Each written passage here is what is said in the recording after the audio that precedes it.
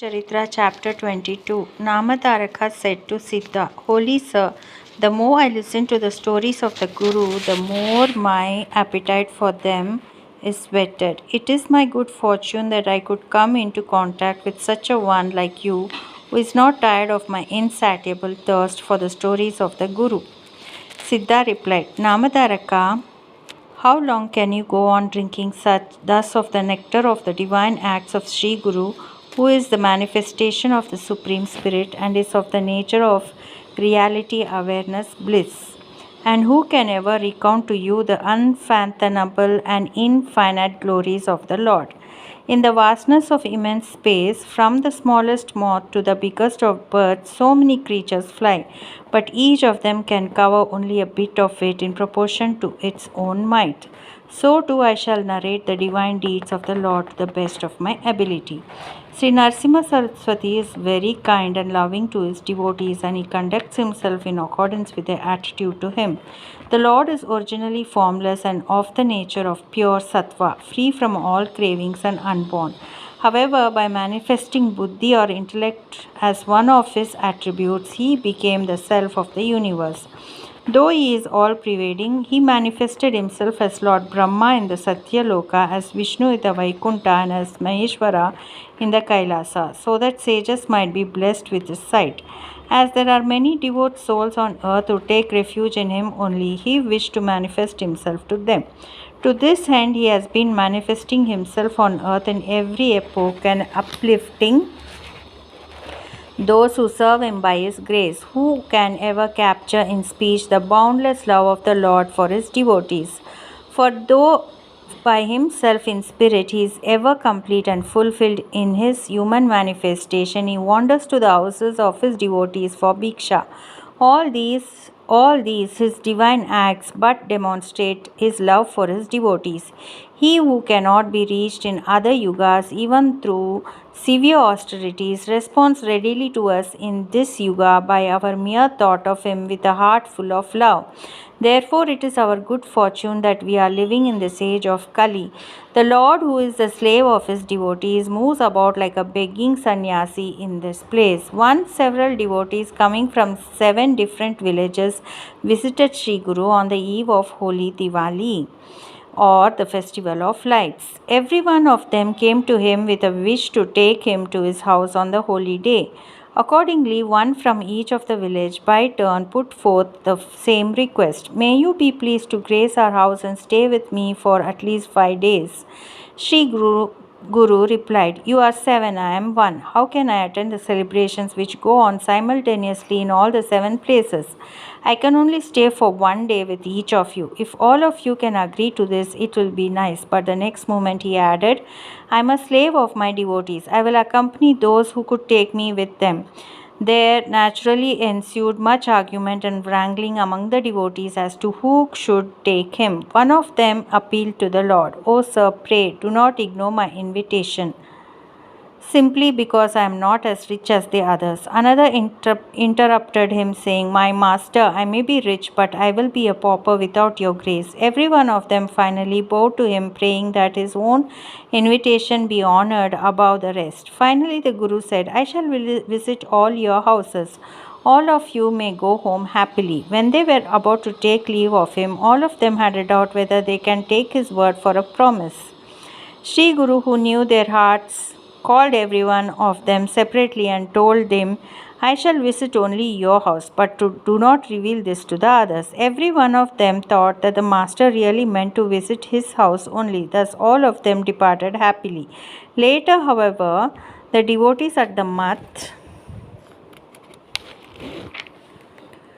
sadly said, Lord, if you leave us and go away to another village on the holy day, how unhappy do we feel? The master said, I shall not go anywhere. Do not be anxious on that account. Indeed, during the celebration of Diwali, the Guru assumed 7 identical forms and graced the houses of all the devotees in the 7 places simultaneously with his presence in the 8th form, He stayed at his mud. The omnipresent Lord stayed for 5 long days in all the 8 places. The 7 devotees again visited the mud in the holy month of Kartik, and they were telling one another that Sri Guru had graced their respective houses during the festivities of Diwali. The disciples at the Mutt intervened and said, in fact, the Lord had not left the Mutt at all during the 5 day celebration. He graced us all by his presence here. Consequently, every one of them accused every other of telling lies. When the argument drew the attention of Sri Guru, he said, do not dispute among yourselves. I am everywhere. Everyone was struck dumb with amazement and joy. Together they all sang his glory. Thus, Supreme Lord, unable to fathom your mystery, we wrangle and dispute about you. How could our common language ever acknowledge the glory adequately when even the Vedas have failed to do so? Verily, you are the indweller of the heart cave of every creature. O thou all-pervading one, your divine birth and acts aim only at blessing thy devotees. Be pleased to bless us that we are not deluded by thy power of cosmic illusion. May we not be deluded by all that is seen and heard by our illusionary senses. The Lord bless them all, saying, Amen, Tathastu.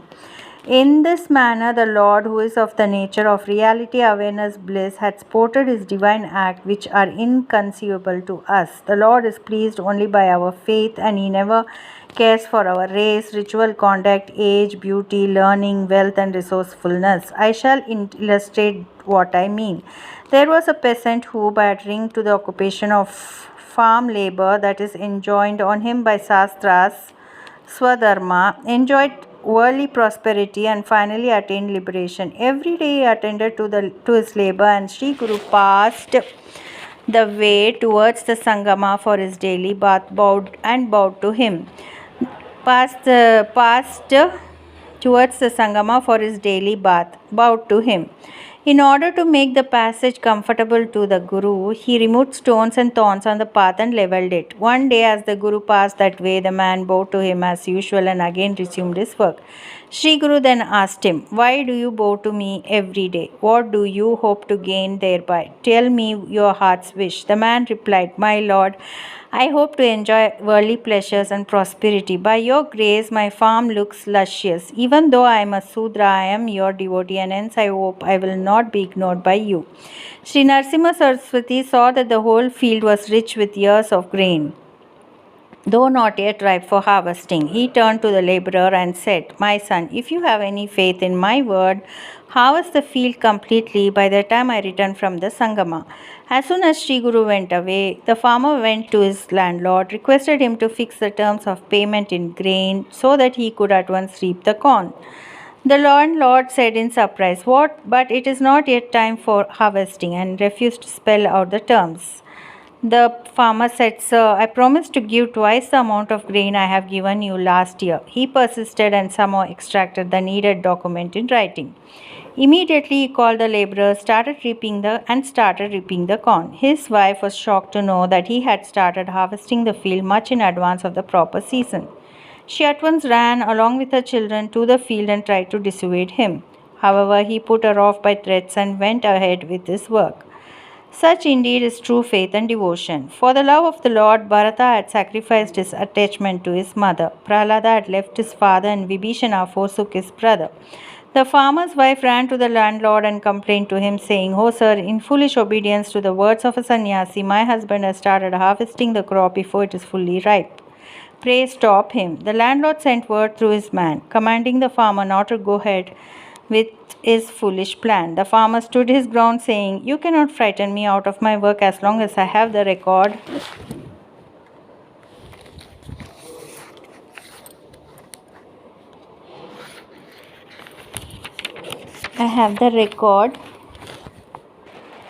Of terms of agreement. The messenger had to return to the landlord and convey the reply to him. The landlord was helpless. He said to the farmer's wife, Women, how can I go back on my word? I cannot command him now, as he too has grown rich of late. The women returned to her husband, wailing. The man did not budge but finished his job. He calmly stood in wait for the master to return. In a short while, Sri Guru came there, looked at the field, and asked the farmer why he acted in such an odd manner.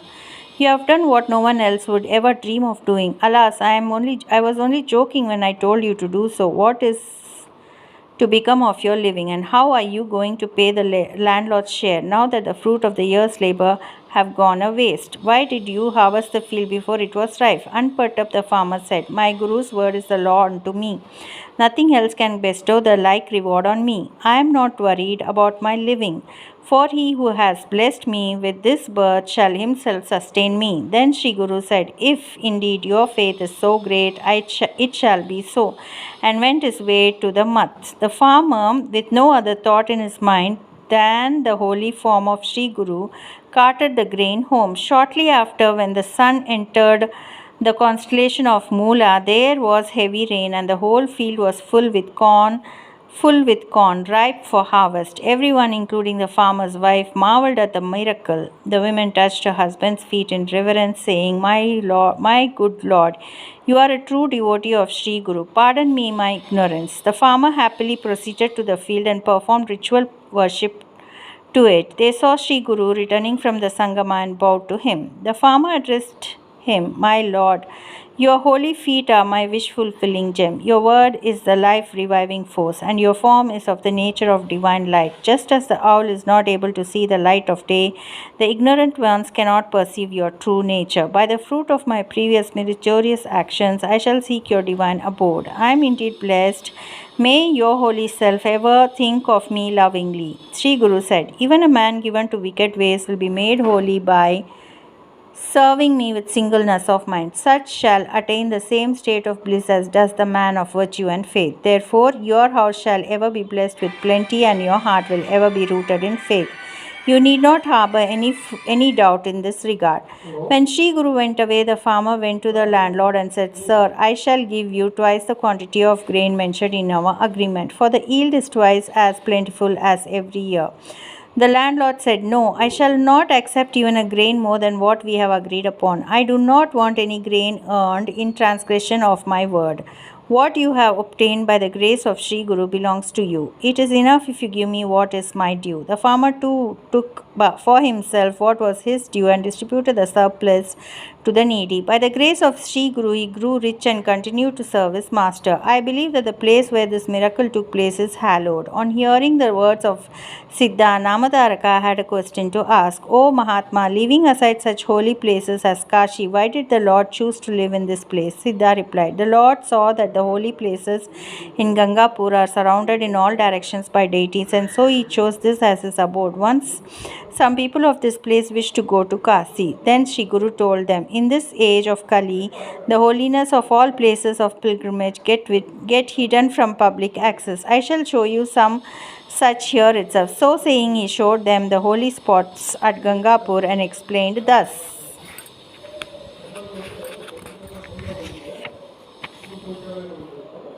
This is Sangama. This verily is as holy as Prayag. These are the Satkula Tirtha. This Sangama is the confluence of the three rivers, the Triveni. This is the river Amar Raja. Whoever takes a dip in it shall be freed from his sins and will achieve immense religious merits, and wishes will be fulfilled. Once Lord Shiva gifted nectar to Lord Indra to revive all those gods in his army who were killed by the demon Jalandhara in war. A little of it spilled in this place, and it took the shape of a holy river. The same is this river Amar Raja, the river of immortal born of nectar, which can destroy the fear of death.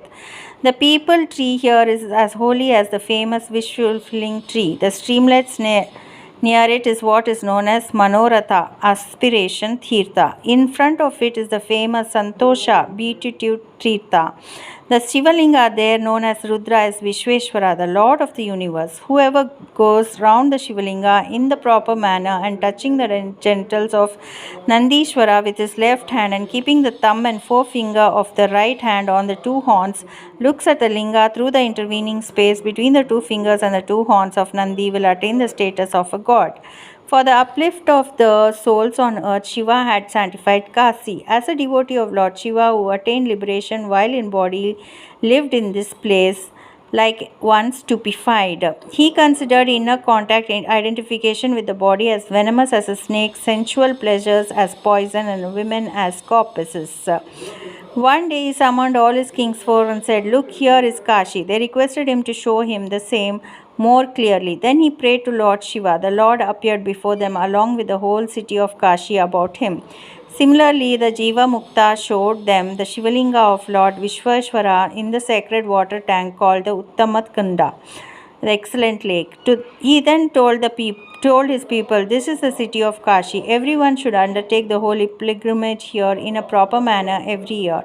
Our family deity is Lord Vittala. Yet the pilgrimage to Kashi, which is performed here, will wash away our sins and grant us our wishes." As Sri Guru went on with his account, his sister by birth, a lady named Ratna, came there and bowed to him. At once he said to her, "Do you remember what I have told you?"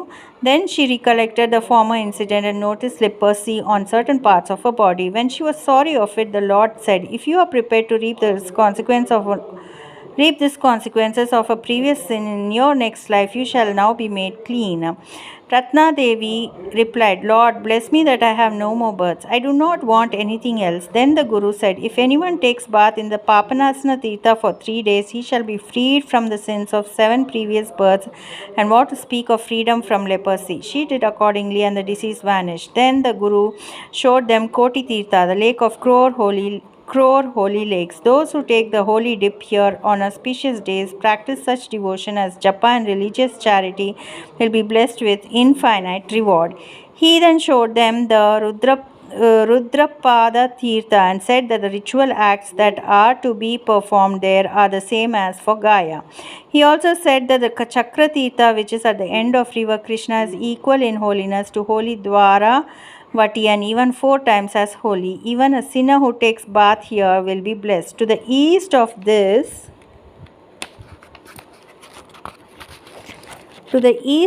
this village is Gokarna, where abides Lord Shiva in the form of Kaleshwara and is also known as Mahabaleshwara. The Manmata Tirtha there is as sacred as the sea. By performing Abhisheka to Shiva in the month of Shravana and by celebrating the festival of lights in the month of Kartika, and one's wishes are fulfilled and much good accrues. Therefore, henceforth, the people started following Sri Guru's instruction. Knowing that the place is so sacred, Sri Narasimha Saraswati adopted to live there. He is indeed the fulfiller of his devotees' wishes. He uplifted a Muslim king spiritually. Even though such a holy one dwells amidst us, the ignorant masses cannot recognize him, just as the born blind cannot see the sun. Digambara, Digambara, Sripada Vallabha Digambara, Digambara, Digambara, Avaduta Chintana Digambara, Guru Brahma, Guru Vishnu, Guru Devo, Maheshwaraha, Guru Sachat, Parabrahma, Tasmai, Sri Gurave Namaha. Krishna